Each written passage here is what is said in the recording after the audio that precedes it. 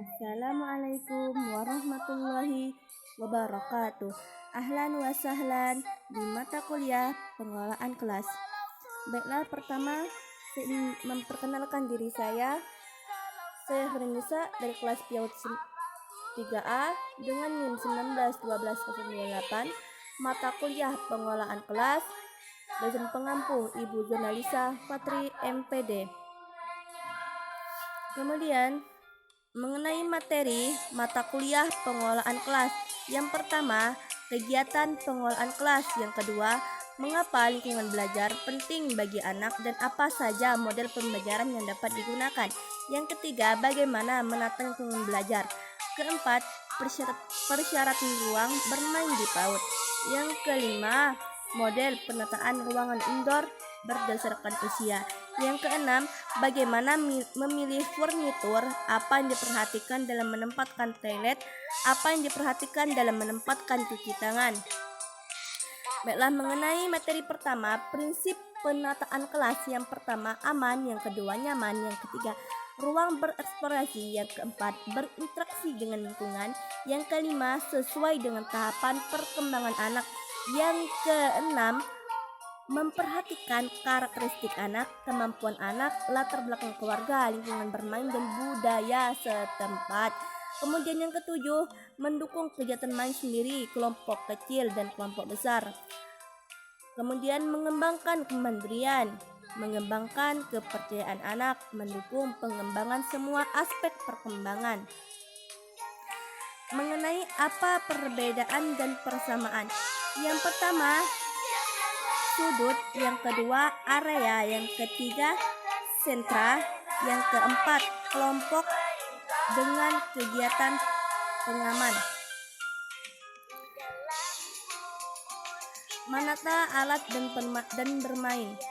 Yang pertama, kemandirian. Yang kedua, kerapihan. Yang ketiga, keabsaran. Yang keempat, klasifikasi.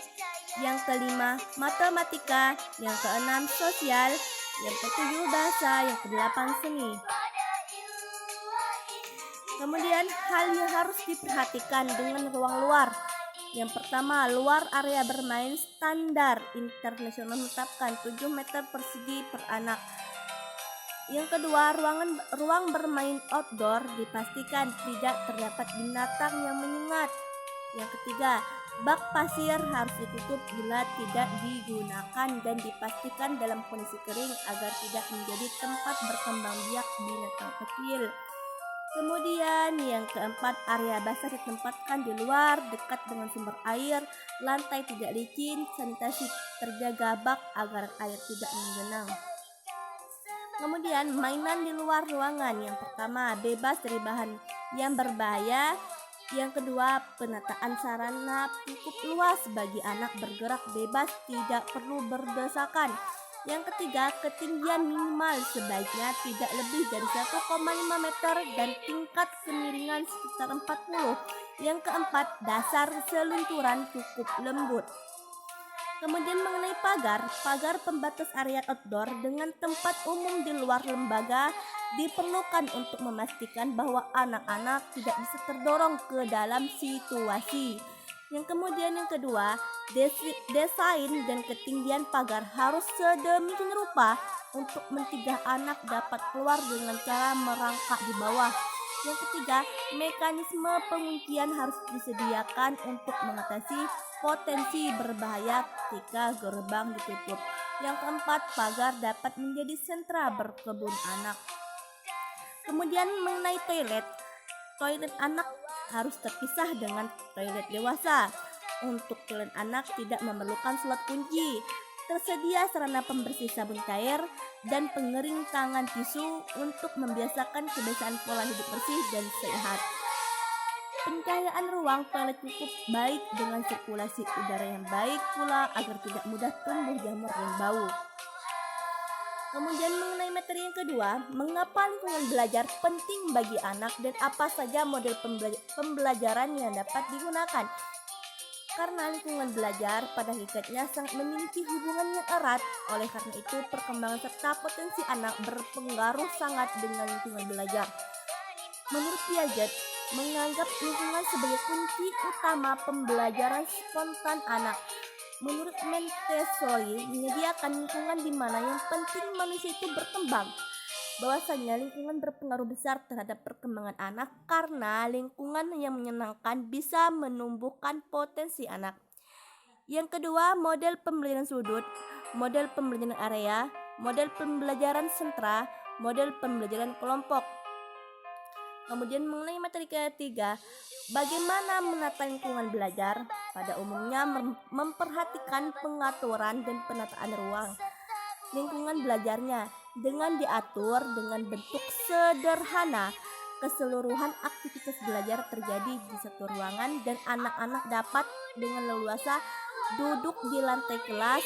Beberapa gambar dan simbol pembelajaran dipasang untuk mendeskripsikan berbagai kegiatan yang terjadi di setiap sudut ruangan. Mengenai materi keempat, persyaratan ruang bermain di PAUD. Yang pertama, keamanan mainan dari sifat fisik dan mekanis. Yang kedua, keamanan yang harus terjaga serta dikontrol. Yang ketiga, keamanan mainan dari perubahan migrasi elemen tertentu. Mengenai keamanan mainan dari sifat fisik dan mekanis, semua material harus kasat mata, bersih dari segala macam kotoran. Yang kedua bahan kayu, yang ketiga bahan kain, yang keempat bahan plastik, yang kelima bahan cat, yang keenam permukaan. Mengenai materi kelima, model penataan ruangan indoor berdasarkan usia. Dalam ruang anak-anak lebih muda sekitar 3-4 tahun dengan diatur bentuk yang lebih sederhana.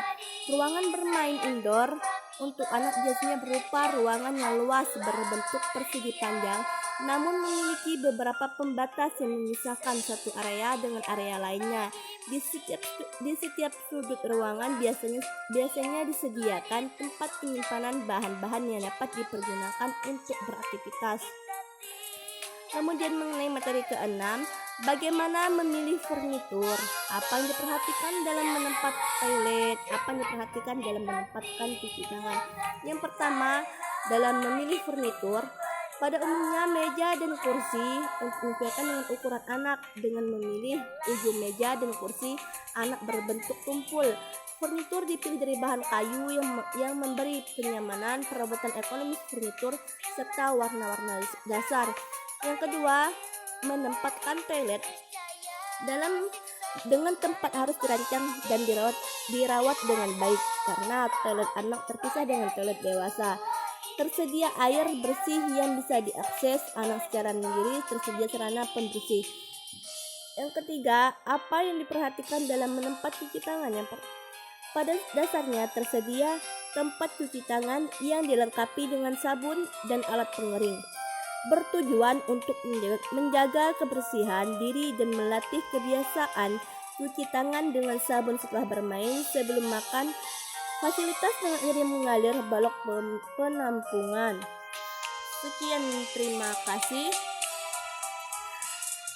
dari video pemaparan mengenai mata kuliah pengelolaan kelas dari materi pertama sampai akhir.